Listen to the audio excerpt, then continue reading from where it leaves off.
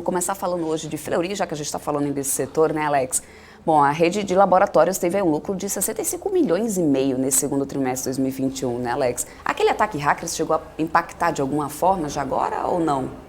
Acho que não, Débora. Acho que essa questão, né, de curto prazo, ou seja, momentos aí, inclusive até a Lojas Renner também sofreu, né, ataque. Acho que isso cada vez mais, infelizmente, Débora, está sendo feito de forma recorrente, mas as empresas também vêm investindo em tecnologia. Quando a gente traz a linha do CAPEX, né, a linha de investimento, a gente consegue entender que não só investimentos também na experiência do usuário, mas também em tecnologia de segurança, até mesmo que você coloca, né, os seus dados, né, no banco de dados, né, não só da Fleury, enfim, de todas as empresas, né, cada vez mais a digitalização também tem essa vertente, né? Então, acho que esse é um principal ponto, Débora, que a pandemia, né, trouxe uma melhora, né, significativa em relação a processos internos também, a experiência do cliente, mas por outro lado, né, também tem umas pessoas aí que têm uma má intenção, né, ou seja, em relação a esse movimento. Mas essas companhias também vêm investindo de forma muito intensiva. Tá? Então vamos falar dos resultados da Fleury, Débora, né, do segundo trimestre. O que nós temos aqui para comentar, principalmente, claro, né, na relação da retomada econômica, né, principalmente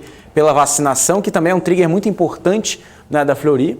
Na receita bruta, a companhia atingiu um recorde histórico no trimestre, um pouco mais de R$1 bilhão, um crescimento de 100% em comparação ao segundo trimestre do ano passado, e 4,2% em relação ao primeiro trimestre de 2021.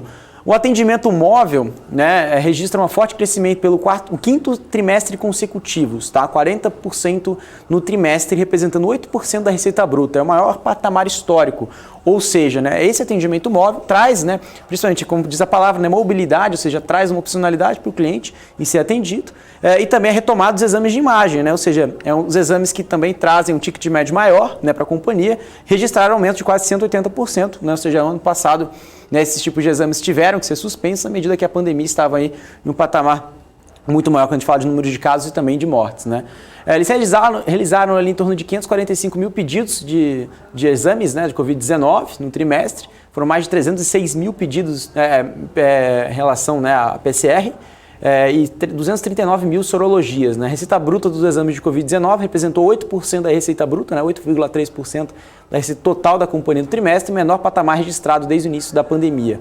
Isso significa, cada vez mais, né, que as pessoas estão se vacinando, né, consequentemente estão tendo menos casos, né, isso positivo também quando a gente fala do cenário macro, né, que abre também espaço para novos tipos de exames com maior valor agregado.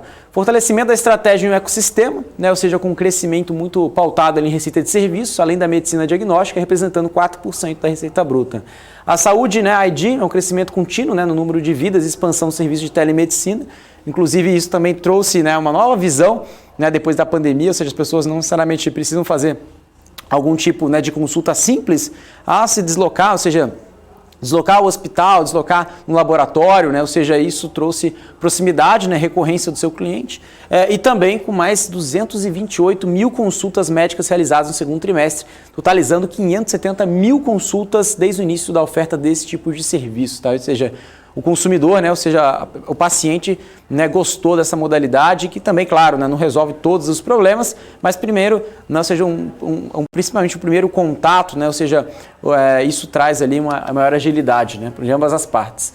Destaques, né, novas iniciativas, consolidação das aquisições, né, do Centro de Infusões de Pacaembu e Clínica de Olhos Moacir Cunha, além do fechamento da operação da aquisição da Clínica Vita de Ortopedia, né. Relação de EBITDA recorrente, né, 249 milhões de reais, crescendo mais de 1000%, claro, né, comparado com o pior momento da pandemia no ano passado, com margem recorrente de 26%.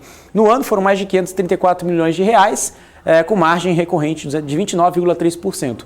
Geração de caixa operacional de 286 milhões de reais. No acumulado do ano são mais de 485,7 milhões de reais, crescimento de 143%. Retorno sobre capital investido, a gente está falando do ROIC, né, sem o ágio, considerando os efeitos do IFRS 16, foram de 58,7%, tá? Ou seja, retorno muito atrativo, né?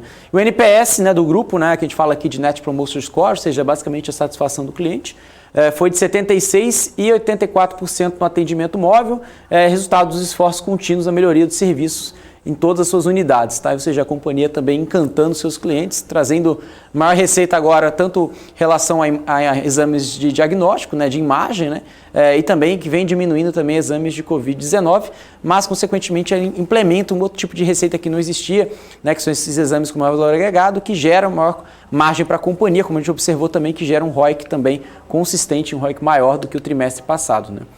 Então, aqui a evolução de vidas atendidas no Saúde ID, né, são pacientes atendidos por telemedicina, né, a gente está falando aqui de representatividade da Saúde ID nas vidas totais atendidas, ou seja, quanto, né, a companhia está atendendo de uma forma digitalizada, ou seja, como que ela está conseguindo digitalizar a sua base de pacientes, né? Então, até agora, né, a companhia conseguiu aumentar quase 28% ali em relação ao primeiro trimestre. A gente está falando de 14,5% de todos os clientes da Fleury são atendidos por telemedicina, então a gente está falando de quase ali 15%, que anteriormente, no começo da pandemia, quando eles adotaram esse tipo de modelo, era 1%. Né? Ou seja, eles conseguiram, né, ganhar cada vez mais o engajamento, né, dos seus pacientes e chegarem a 15%. E à medida, né, mesmo que a pandemia, né, tenha um arrefecimento, isso também pode se tornar recorrência, né, principalmente para consultas mais simples, né, procedimentos mais simples no dia a dia, né? Isso também é bom tanto para o hospital, que reduz custo, e também ao mesmo tempo para o paciente, que não precisa se deslocar e também, né, não perder tempo, ganha eficiência, ganha tempo no atendimento, né? Aqui a gente está falando de evolução de número de consultas médicas, né, em telemedicina, então a gente está falando de participação total aqui, agora a gente está falando de evolução de número de consultas, né? Então, como cresceram ali a participação, né, total para 15%, né, então aumenta o número de consultas claramente, né? A gente está falando aqui de um pouco mais, né, de consultas realizadas, né, ou seja, agora um pouco mais de um crescimento de quase 22%, antes ali era um crescimento, né, ou seja, uma base de crescimento que vem sendo muito forte, né, ou seja, a gente estava falando ali um crescimento de quase 500% e agora, né, à medida que a base de comparação vem aumentando, né, também vem uma taxa de crescimento muito atrativa ao longo do tempo, tá?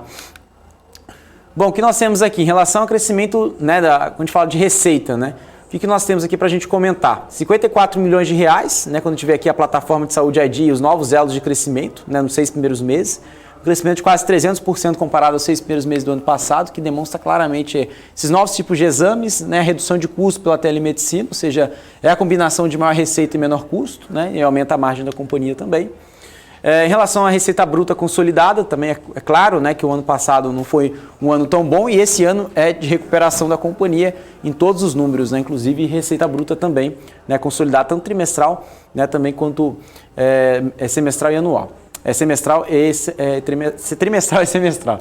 Agora, o que a gente vai comentar aqui um pouquinho para falar sobre receita bruta e unidade de atendimento. Isso é bem interessante, que a gente consegue entender, tanto na base trimestral do ano passado e aqui na base semestral que está logo ao lado, o que realmente impactou no resultado, né? Agora a gente vê que a marca Fleury, né, dobrou praticamente, né, sua representatividade, as marcas do Rio de Janeiro também, em relação à marca, né, a mais em São Paulo também, as marcas regionais, né, observando na base semestral, né, teve uma representatividade menor do resultado comparado ao trimestre. E as unidades de atendimento, inclusive, foi um dos primeiros pontos que eu abordei lá nos destaques da Fleury, né? A unidade de atendimento foi um recorde, né? Ou seja, chegando ali de 55% na representatividade dos 6 primeiros meses e agora em 114% de crescimento na base trimestral. Ou seja, agora, né, vem demonstrando um forte crescimento desde, né, do primeiro trimestre, ou seja, são mais de 5 meses consecutivos de crescimento na base de unidade de atendimento móvel, tá? É um ponto interessante. Custos de despesas, né? Ou seja, apesar do custo, né, ter aumentado ao longo do tempo, né, a representatividade do custo pela receita líquida, ao mesmo tempo também tem alguns fatores não recorrentes aqui, né? Quando a gente fala de despesas operacionais, a gente consegue observar que teve em torno de 30 milhões de reais, né, tanto na base semestral, né, quanto trimestral. Então, despesas também está falando de uma ordem de 188 milhões de reais e 100 milhões de reais na base trimestral no segundo trimestre de 2021. E quando a gente fala de despesas sobre receita líquida, a gente está falando aqui em torno de 14% agora, né, no último trimestre de 2021, tá? No segundo trimestre. Aqui EBITDA, né, lembrando, né, o EBITDA no ano passado foi muito amassado, né, em relação que sumiram basicamente os exames de valor agregado, né, exames por imagem, ficaram somente ali os exames de Covid, que tem o menor valor agregado, né? Então, para quem estava pensando, né, que a Fleury poderia, né, se beneficiar muito, né, sobre esses exames, estava muito enganado. Ou seja, agora, né, que realmente com esse arrefecimento da pandemia, a companhia consegue, né, crescer, enfim, até ter uma previsibilidade melhor do campo de negócio para fazer novas aquisições, como eu comentei nessas duas últimas aquisições também da Fleury. Isso também traz receita para a companhia, né? Então, mais de 1000% na base de comparação trimestral, né? A gente está falando aqui, mesmo colocando o efeito no recorrente, né? A gente está falando de 249 milhões de EBITDA, tá? Com uma margem também de 26,7%. Lucro líquido, né? Que nós temos para comentar um pouco sobre isso. Também estava no prejuízo, né? A companhia com prejuízo de 73 milhões de reais, agora lucrando 86,6 milhões de reais. Né, a gente está falando na base trimestral no último trimestre, tirando, né, colocando, né, o efeito no recorrente de 21,1 milhões de reais. Então, lembrando, né, a companhia também destaca, né, 2 fatores não recorrentes do lucro líquido. Aqui a gente fala de fluxo de caixa operacional e também em relação à conversão do EBITDA. A gente está falando de quase 96% nessa base. No trimestral a gente fala de 130%. Fluxo de caixa de 286,5 milhões de reais, né, um crescimento de 300%. Investimento CAPEX, né, onde eles estão investindo, né? Maior parte em relação a digital e TI, é isso que eu estava comentando com a Débora no começo, né? Ou seja, a maior parte dos investimentos, 43% dos investimentos no trimestre foram na parte de tecnologia da informação, proteção de dados, cybersecurity, e também a parte digital, ou seja, digitalizar seus processos internos e experiência do cliente. Renovação de equipamentos diagnósticos, a gente está falando de 35%, ou seja, a tecnologia é um ponto muito importante, né? Ou seja, trazer equipamentos modernos para realmente o cliente sentir essa qualidade e também, claro, ter essa qualidade do atendimento, não só de ser atendido como um todo, mas também o diagnóstico ser feito de forma correta. E novas unidades, expansão de oferta e áreas técnicas de 21,6%, né? Que é basicamente também na parte de M&A, né? Crescimento inorgânico, tá? Aqui a gente vai falar um pouquinho da expectativa dos analistas, né, para o terceiro, quarto trimestre desse ano e primeiro trimestre do ano que vem. A gente está falando de EBITDA. O mercado espera 265 milhões de reais de EBITDA. Lembrando que a gente falou que o resultado da Fleury foi 249 milhões de EBITDA no trimestre reportado, no segundo tri. O mercado espera uma evolução do EBITDA para 276 milhões no ano que vem, primeiro trimestre, e no quarto trimestre 263 milhões de EBITDA. Já o preço-alvo, o mercado ali tem 9 recomendações neutras, 2 de venda e 3 de compra. Inclusive BTG colocando neutro a R$ 26,00, Morgan Stanley colocando a R$ 29,00, Santander colocando neutro a R$ 29,20. Também temos Safra colocando compra, né, Auto Perform a R$ 38,00, Eleven também a R$ 35,00, Credit Suisse também colocando neutro a R$ 28,00 e por último temos aqui a UBBA colocando aqui como 29 como neutro e JP Morgan também colocando a R$ 29,00, Débora. Então esses são os principais preços alvos e claro, a gente comentou muito aqui dos números operacionais e financeiros do Grupo Fleury.